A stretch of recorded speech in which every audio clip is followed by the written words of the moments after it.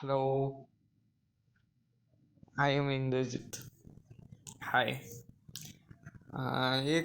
तुम्हाला एक खगोलिक घटना सांगणार आहे. ह्या घटनेतून ही घटना कशी काय घडते आहे.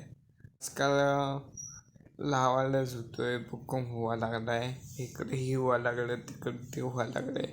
असं का व्हायला लागलंय? पृथ्वीचं तापमान कमी जास्त होतंय असं का? त्याच्यातून माझा एक प्रवास मी केलेला आहे. तुम्हाला पुढे दिसणारच आहे. मी पायी चालत गेलो 145 किलोमीटर. आणि मला त्याच्यातून एक अभ्यास केला. मी फुगडी एक अभ्यास केला की मी कुठून आधी चालत गेलो ते आधी सांगतो. मग ते बाय ते तुमच्या सगळ्या गोष्टी मी तुमच्या कन्सेप्ट करत जातो. काय एक विषय आहे काय. मी इथून मामांच्या गावी गेलो. मामांचं गाव आमच्या शिरोळ नरसोबाची वाडी.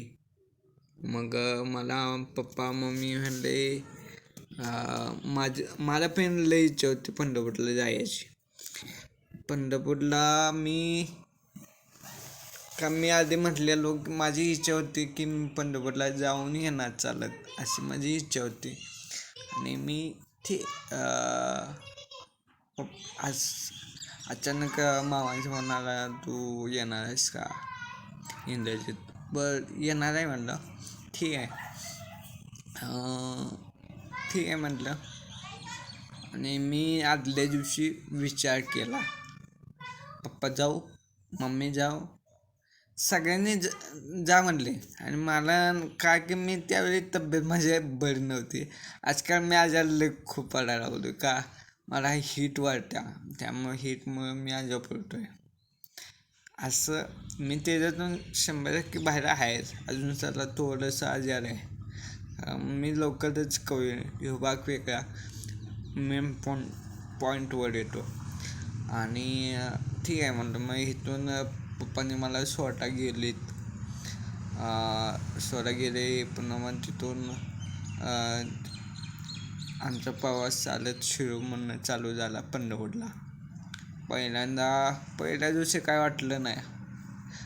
पहिला मुक्काम आमचा हायवेच्या शाळेत झाला. पहिला जिल्हा परिषदेमध्ये मिरज सोडून पुन्हा नंतर पुढं जाईल ऊन लागलं किंवा काय. आमचा पहिला प्रवास जूनच दुपारी आम्ही निवांत 4 ते 9-10ला आम्ही रिलॅक्स होणार. आणि 4ला आम्ही परत चालत जाणार. उन्हाळ्यात आम्ही चालत नव्हतो. संध्याकाळी ह्या टायमिंगला चालत जाणार सुटणार. असं आमचं रिकम चालू होता. सकाळ लवकर 4ला उठणे, आंघोळ करणे किंवा दादासने सगळं आवडणे आणि बॅग सगळ्या ह्याच्यात टाकणे. मोठे ट्रक वगैरे होते ते बॅग फेकून देणे आणि चालत उठणे, एवढाच विषय होता. आणि खानावळे ते वेगळ्या छपले, त्याचा काही विषय नव्हता. मला मेन हेतू काय होता की मी एवढ्या लांब चालत गेलो. मला एक कन्सेप्ट त्याच्यातून देण्यात आली. मला जाताना डोंगर रांगा दिसल्या, दगडे दिसले पूर्ण. आता असं आहे की आपल्या भारतात तिन्ही बाजूनी डोंगर रांगाने व्यापलेला आहे. आम्ही 100% गाणे देतो की आपल्याला येणाऱ्या काळात भौगोलिक घटनांनुसार आपल्याला इजा होणार नाही हे मला खात्री आहे. तरी पण होऊ नये त्याच्यातून एक माझ्याकडे एक माझ्या डोक्यात आहे. अजून काही सत्याच किती वेळ होतं किती नाही तर मला काय माहीत नाही. आणि त्याचं सरकार काम चालू आहे. ऑलरेडी त्याचं काम चालू आहे. मला माहीत झालं तर मी खूप एक्साईट झालो. काय की असं काय म्हणतो, काय येणारा काळ काय कसा येईल काय सांगता येत नाही. आणि कुठल्या विषयी बोलतो ते पण तुम्हाला पुढं सांगतो. मग गेलो, डोंगर रांगा चांगले दिसले चालत जाताना. मी इमॅजिन करत नव्हतो की असं काय तर डोक्यात येईल. मग मी काय ते सॅम्पल घ्यायचं विसरलो. सॅम्पल काय मी चालत जायचं म्हणजे माझा पाका फेस लागला. मग वारकऱ्यातनं चालत जायचं माझा वेगळाच अनुभव. आणि त्याच्यात वेगळा शांत लागला की बाबा वारकरी माणसात कसं राहिलं पाहिजे, आपली संस्कृती कशी जपली पाहिजे, हे जे तुम्हाला चांगलं बोध मिळालं, चांगलं काही तर नवीन शिकाय मिळालं. आणि पुन्हा मग त्याच्यातून काय कशी माणसं काय असतात काय, मी पहिल्यांदाच माझ्या मम्मी पप्पांनी सोडून पहिल्यांदाच व्हायचं. आणि मला काय बाहेर मी एकटाच जायला बद्दल काही नसते. पप्पा जा म्हणतात. आणि मी गेलो तर योग्य माणसांना भेटणं, बोलणं, चालणं माझं ती नेहमीच असते.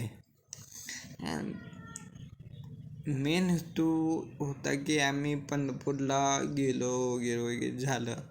कारण पुन्हा पंढरपुरात आम्ही पोचलो, चालत पोचलो. मला जरा ताप झाला. नंतर मी पप्पा न्यायला आले. पप्पा हे झालं. पुन्हा मी 2 दिवस रिसर्च करत बसलो. आणि मी रिसर्च काय केलं ती पण तुम्हाला सांगतो. का माझ्या सगळ्या गोष्टी टेपच जातात. एक विषय मी असा घेतला. आता समजा अरबी समुद्र आणि हिंदी महासागर किंवा एक पश्चिम महासागर, हे तिन्ही समुद्र आपल्याला व्यापलेले आहेत. त्याचा एकांत्री मी विचार केला, आपल्या इजा होऊन तेच का नाहीत, भविष्यात होऊ शकतात. का मी असं का म्हणतो त्याचं कारण पण देतो मला. समुद्राचं पाणी किती आहे कोण जाणू शकत नाही. समुद्रात म्हटला कधी केव्हा पण काही होऊ शकते, त्याच्यात तुम्ही अंदाज लावू शकत नाही. त्याच्यामुळं आपल्याला काय सॅफ्ट होणार नाही. खरं ज्ञान वाढतं एवढंच मला सांगतो. मग ॲक्च्युली काय, मला डोंगराच्या आत एक छोटंसं घर तयार करायचं असं माझ्या डोक्यात कल्पना आली. काय की येणाऱ्या भविष्यात माणसाला समजा बॉम्ब किंवा काय झालं तर ती एक सेफ्टीसाठी एक हत्यार आहे आपलं. ही हरकत नाही बोलायला. आणि इथंच मी थांबतो. तुम्हाला आवडलीच असेल तर माझ्या चॅनलला सबस्क्राईब करा आणि लाईक कमेंट पाठवा. तुम्हाला कसं आवडलं कमेंट मला वाचायला खूप आवडेल. खूप तुम्ही